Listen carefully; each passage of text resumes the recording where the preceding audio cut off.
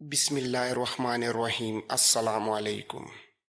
اس عظیم مقام کی پہلی تعمیر کائنات کے پہلے انسان اور پہلے نبی حضرت آدم علیہ السلام نے کی تھی، لیکن بعد میں جب نوح علیہ السلام کے دور میں ایک بہت بڑا سیلاب آیا تو اس طوفان کی وجہ سے اس پاک گھر کو بھی شدید نقصان پہنچا۔ لہٰذا اس کائنات کے حقیقی مالک نے اور شہر کے نبی حضرت ابراہیم اور ان کے بیٹے کے ذریعے اس مقدس گھر کو پھر سے اس کی پہلی اور اصل بنیادوں پر قائم و دائم کرایا۔ عنایتا نے گہرا سانس لے کر کہا، یہ تفصیلات ادھوری ہیں، مکمل نہیں ہیں، تو کیا آپ اس مقدس مقام اور شہر کے مکمل آباد ہونے کی تفصیل ہمیں بتائیں گے؟ جواب میں ایک لمحے کے لیے کریٹس نے عنایتا کی طرف سنجیدگی سے دیکھا اور پھر کہنے لگا، اگر بابل کے لوگوں سے تمہیں مختصر تفصیل مل ہی چکی ہے تو میں تمہاری معلومات میں مزید اضافہ کرنے کے لیے کچھ خاص حقائق بیان کرتا ہوں۔ جس شہر اور مقام پر سکندر اب نادانی میں حملہ کرنے کا ارادہ کر رہا ہے وہ دنیا کی تاریخ میں بڑا مقدس اور قابل تعظیم مانا گیا ہے۔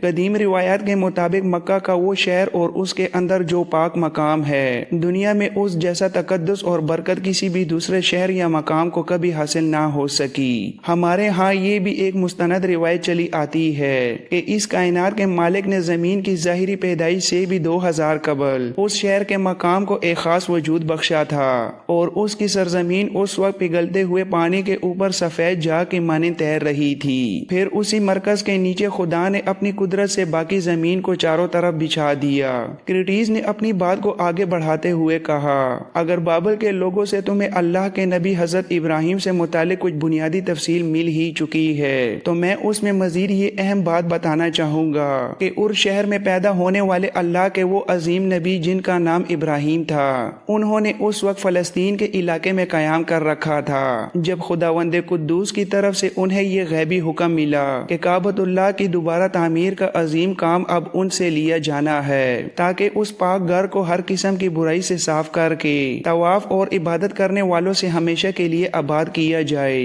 اس کے ساتھ ہی خدائے واحد کی طرف سے حضرت ابراہیم کو یہ حکم بھی ملا کہ وہ اپنے چہیتے لخت جگر اور اپنی وفادار رفیق حیات کو فلسطین سے لے جا کر اس سنسان بیابان اور تپتے ہوئے صحرا میں اکیلا چھوڑ آئے، تاکہ وہاں مستقبل کی ایک مستقل آبادکاری کی ابتدا ہو سکے۔ اس وقت آپ کی محترم بیوی کا نام ہاجرہ تھا اور ان کے اس شیرخوار معصوم بیٹے کا نام اسماعیل تھا، جنہیں لے کر وہ اس طویل سفر پر روانہ ہوئے تھے۔ چنانچہ کائنات کے مالک کے اسی اٹل حکم کے مطابق اللہ کے نبی نے اپنی رفیق حیات اور شیرخوار فرزند کو ایک سایہ دار درخت کے نیچے بٹھا دیا، اپنی بیوی کو وہاں آرام کرنے کی تلقین کی اور خود خاموشی سے واپس لوٹ جانے کا فیصلہ کیا۔ اس وقت وہاں دور دور تک نہ تو کوئی انسانی آبادی تھی، نہ ہی پینے کے پانی کا کوئی نام و نشان تھا، اور نہ ہی زندگی کی بقا کا کوئی وسیلہ نظر آتا تھا۔ جس وقت اللہ کے نبی حضرت ابراہیم اپنی بیوی اور معصوم بیٹے کو اس ہولناک تنہائی میں بٹھا کر رخصت ہونے لگے تو آپ کی بیوی نے بے چینی کے عالم میں آگے بڑھ کر آپ کا دامن تھام لیا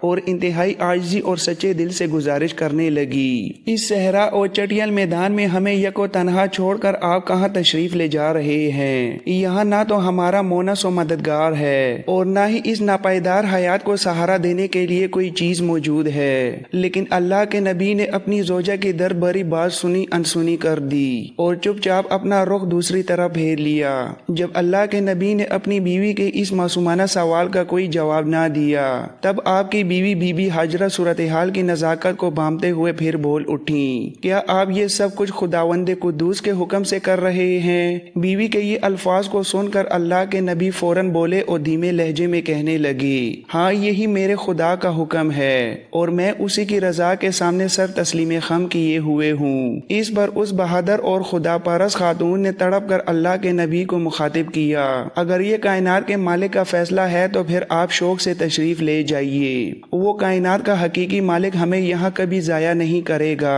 اور نہ ہی بے آسرا چھوڑے گا۔ چنانچہ اللہ کے نبی اپنی بیوی اور بچے کو اس خدا کے سپرد کر کے وہاں سے رخصت ہوئے اور رخصت رخصت ہوتے وقت انہوں نے بی بی حاجرہ سے کہا یہاں حفاظت کے لیے ایک چھوٹا سا جھونپڑا بنا لینا۔ وہاں سے ذرا ہٹ کر جب آپ ریت کے ایک اونچے ٹیلے کے قریب پہنچے تو اس ٹیلے کے پاس پہنچ کر آپ اچانک رک گئے اور مڑ کر دور سے اپنی بیوی اور بچے کی طرف دیکھا۔ جب انہیں یہ یقین ہو گیا کہ اب ان کی بیوی نہ تو ان کا پیچھا کر رہی ہے اور نہ ہی اس ٹیلے کی اوٹ کی وجہ سے ان کی بیوی کی نظر ان پر پڑ سکتی ہے، یعنی اب وہ ان کی نظروں سے مکمل طور پر اوجھل ہو چکے ہیں، تب وہ تپتی ہوئی ریت پر وہیں بیٹھ گئے۔ وہ گھر جو حضرت آدم کے دور سے انتہائی مقدس تھا اور جس کی بنیادیں وہاں صحرا کے اندر ریت میں پوشیدہ موجود تھیں، اسی طرف چہرہ کر کے حضرت ابراہیم نے انتہائی عاجزی اور انکساری کے ساتھ اپنے رب کے حضور دعا مانگنی شروع کی تھی۔ اے ہمارے رب، میں اپنی اولاد کو تیرے محترم گھر کے قریب ایک ایسے چٹیل میدان میں جو بالکل ناقابل زراعت ہے آباد کرتا ہوں تاکہ یہاں صرف تیری ہی عبادت کا اہتمام کریں، پس تو اپنی رحمت سے لوگوں کے دلوں کو محبت کے ساتھ ان کی طرف مائل فرما دے اور انہیں ہر قسم کے پھلوں سے بہترین رزق عنایت فرما تاکہ یہ تیری ان لازوال نعمتوں کو پا کر ہمیشہ تیرا شکر ادا کرتے رہیں۔ اللہ کے نبی کی رخصتی کے بعد آپ کی زوجہ محترمہ ایک عجیب سی مشکل اور بے چینی میں مبتلا تھیں۔ کبھی وہ اس خوفناک صحرا کے اندر اپنی تنہائی اور بے بسی کا خیال کرتی تو کبھی ان کی ممتا بھری نگاہیں اپنے بیٹے کی حالت زار کا نظارہ کرنے لگتی۔ اس بھیانک اور ہولناک جنگل میں نہ تو کسی انسان کا گزر ہوتا تھا اور نہ ہی کوسوں دور تک کسی انسانی آبادی کا کہیں نام و نشان تھا۔ اس بے آب و گیاں اور تپتی ہوئی وادی میں کھانا تو دور، پینے کے لیے پانی کا ایک قطرہ بھی میسر نہیں تھا۔ اپنی ننھی سی جان کی یہ دردناک حالت ایک ماں کی پیار بھری نگاہیں آخر کب تک دیکھ سکتی تھی؟ اپنے معصوم نونہال کی زندگی کا اجڑتا ہوا باغ اپنی آنکھوں کے سامنے دیکھنا جب ان کے لیے بالکل ناقابل برداشت ہو گیا تو وہ تڑپ کر اپنی جگہ سے اٹھ کھڑی ہوئی، کیونکہ انہوں نے محسوس کیا کہ ان کا بچہ پیاس کی وجہ سے بری طرح تڑپنے لگا ہے۔ یہاں تک کہتے کہتے کرٹیز اچانک رک گیا، اس لیے کہ اس دردناک واقعے کے تصور سے خود اس کی آنکھوں میں بھی آنسو اتر آئے تھے۔ پھر دیکھتے ہی دیکھتے چند آنسوؤں کے قطرے ٹپک کر اس کے دامن پر گرے اور کپڑوں میں جذب ہو گئے۔ اس کی یہ حالت دیکھتے ہوئے عنایتا کا دل کٹ کر رہ گیا تھا اور اس کی اپنی خوبصورت آنکھوں میں بھی نمی اتر آئی تھی، وہ بالکل رونے والی ہو گئی تھی۔ دوسری طرف بریسین بھی اس واقعے کو سن کر شدید اداس اور افسردہ ہو چکی تھی، یہاں تک کہ کچھ دیر کی خاموشی کے بعد کرٹیز نے گہرا سانس لے کر پھر کہنا شروع کیا۔ آخرکار ممتا کی ماری اور پیاس سے نڈھال وہ خاتون ہمت کر کے اٹھ کھڑی ہوئی۔ قریب ہی واقع صفا نام کا ایک پہاڑی سلسلہ تھا، وہ اس پر تیزی سے چڑھ گئیں اور وہاں کھڑے ہو کر چاروں طرف اپنی متجسس نگاہیں دوڑائیں کہ شاید کوئی بھولا بھٹکا مسافر یا تجارتی قافلہ ادھر آتا نظر آ جائے یا کہیں دور ریت میں پانی کا کوئی نشان مل جائے، مگر ان کی امید بری نگاہیں شدید مایوسی کے ساتھ ہر طرف سے خالی لوٹ آئیں۔ صفا کے اس کوہستانی سلسلے سے مایوس ہو کر اتریں تو اس محترم خاتون نے دوڑتے ہوئے اور بڑی تیزی کے ساتھ درمیان کی وادی کو پار کیا اور دوسری طرف کے بلند کوہستانی سلسلے پر چڑھ گئیں جس کا نام مروہ ہے۔ وہاں پہنچ کر بھی انہوں نے گہری توجہ کے ساتھ گرد و پیش کے میدانوں کا باریک بینی سے جائزہ لیا، لیکن جب وہاں بھی ان کی پیاسی آنکھوں کو کچھ دکھائی نہ دیا تب وہ جبل مروہ سے نیچے اتری اور دوڑ کر پھر سے کوہستانی صفا کا رخ کیا۔ درمیان میں جو تھوڑا سا نشیبی حصہ تھا اسے انہوں نے رفتہ رفتہ تیز رفتاری سے طے کیا اور دوبارہ صفا کی چوٹی پر چڑھ گئیں۔ اپنی ممتا کے ہاتھوں مجبور ہو کر اس کٹھن عمل کو انہوں نے ایک دو بار نہیں بلکہ پورے 7 مرتبہ دہرایا۔ اسی دوڑ دھوپ کے دوران وہ دور سے اپنے تڑپتے بچے کو بھی بار بار دیکھ جاتی۔ پیاس کی شدت کی وجہ سے معصوم بچے کی مسلسل بگڑتی ہوئی حالت کو دیکھ دیکھ کر اس خاتون کے رنج و الم اور کرب و ملال میں ہر لمحہ ہولناک اضافہ ہوتا چلا گیا تھا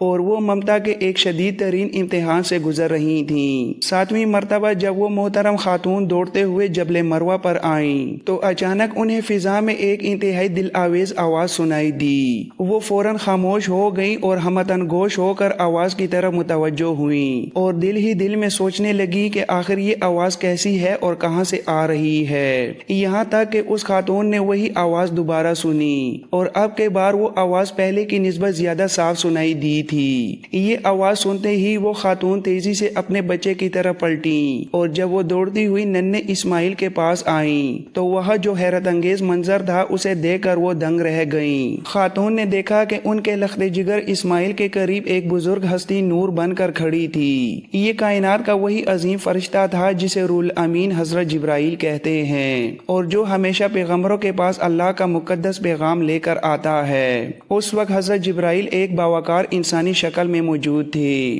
انہوں نے اس خاتون کو مخاطب کر کے نرمی سے پوچھا، آپ کون ہیں؟ خاتون نے پورے وقار سے جواب دیا، میں اللہ کے نبی حضرت ابراہیم کے لخت جگر اسماعیل کی والدہ ہوں۔ حضرت جبرائیل نے ان سے پھر سوال کیا، وہ تمہیں اس سنسان اور بیابان جنگل میں آخر کس کے سپرد کر کے گئے ہیں؟ اس پر خاتون نے جرأت مندی کا اظہار کرتے ہوئے فرمایا، وہ ہمیں صرف اور صرف اللہ کے حوالے کر کے گئے ہیں۔ یہ سن کر جواب میں حضرت جبرائیل نے ایک پرسکون انداز میں کہا، پھر تو وہ رب تمہارے لیے بالکل کافی اور شافی ہے۔ اسی وقت حضرت جبرائیل نے اپنی ایڑی کو زمین پر رگڑا تو خداوند قدوس کی قدرت سے وہاں پانی کا ایک چشمہ ابلنے لگا۔ یہ دیکھ کر خاتون نے فوراً لپک کر اپنا چمڑے کا مشکیزہ پانی سے بھرنا شروع کر دیا، اور جب ان کا مشکیزہ پوری طرح بھر گیا تو ان کے دل میں یہ خیال گزرا کہ کہیں یہ پانی ادھر ادھر بہہ کر ضائع نہ ہو جائے۔ اس لیے انہوں نے چشمے کے ارد گرد مٹی کی ایک مضبوط باڑ بنانا شروع کر دی اور ساتھ ہی اپنی زبان میں اس بہتے پانی کو مخاطب کر کے کہنے لگیں، زمزم، یعنی رک جا رک جا۔ اس طرح حضرت جبرائیل تو اپنا کام کر کے وہاں سے غائب ہو گئے، لیکن اس محترم خاتون اور معصوم بچے کی برکت سے وہاں ایک چشمہ جاری ہو گیا جس کا نام ہی اسی دن سے زمزم پڑ گیا، جو آج بھی دنیا بھر کے انسانوں کے لیے اسی طرح رواں دواں ہے۔ یہاں تک کہنے کے بعد کرٹیس ایک لمحے کے لیے رکا اور پھر تفصیل بتاتے ہوئے کہنے لگا، اس کے بعد عربوں کا ایک مشہور قبیلہ جس کا نام بنو جرہم ہے پانی کی تلاش میں وہاں آیا اور اس چشمے کی برکت دے کر وہیں مستقل آباد ہو گیا۔ اس طرح رفتہ رفتہ مکہ کا یہ عظیم شہر آباد ہونا شروع ہو گیا، اور پھر ایک طویل عرصے بعد اللہ کے نبی حضرت ابراہیم دوبارہ وہاں تشریف لائے اور انہوں نے اپنے بیٹے حضرت اسماعیل کے ساتھ مل کر وہاں اللہ کا وہ پہلا گھر تعمیر کیا جسے ہم سب عرب کعبۃ اللہ کہتے ہیں۔ یہاں تک کہنے کے بعد کرٹیس کچھ دیر کے لیے خاموش ہوا، پھر اچانک اس کی چھاتی غیرت ایمانی سے تن گئی اور بریسین و انائتا کی طرف دیکھتے ہوئے پرعزم لہجے میں کہنے لگا، میرا دل گواہی دیتا ہے کہ سکندر اللہ کے اس پاک گھر اور اس مقدس سرزمین پر حملہ کرنے کا ارادہ کر کے اپنے لیے بھیانک عذاب اور مصیبتوں کو آواز دینے لگا ہے، اور میرا دل یہ بھی کہتا ہے کہ وہ اپنی پوری طاقت کے باوجود اس عظیم گھر اور متبرک سرزمین پر کبھی حملہ نہیں کر سکے گا۔ اتنا کہنے کے بعد کرٹیس جب بالکل خاموش ہو گیا تو انائتا اس بھوجل ماحول کو بدلنے، کرٹیس کا دل بہلانے اور باتوں کا رخ موڑنے کے لیے اپنی جگہ سے اٹھی۔ اس نے آگے بڑھ کر محبت سے کرٹیس کا ہاتھ پکڑا، اسے پیار سے اٹھایا اور پھر مسکرا کر کہنے لگی، آپ کافی دیر سے پریشان اور تھکے ہوئے لگ رہے ہیں، آئے میں پہلے آپ کا یہ گرد آلود لباس تبدیل کراتی ہوں اور اس کے بعد آپ کے لیے گرم کھانا لاتی ہوں، پھر ہم سب ہمیشہ کی طرح اکٹھے بیٹھ کر کھانا کھاتے ہیں۔ اس موقع پر کرٹیس نے ایک انتہائی پیار بھری نگاہ انائتا پر ڈالی، پھر وہ چپ چاپ اٹھ کر اس کے ساتھ ہو لیا تھا۔ اس کا لباس تبدیل کرانے اور اسے آرام دہ ماحول دینے کے لیے انائتا اسے محبت سے خیمے کے ایک پرسکون کونے کی طرف لے گئی تھی۔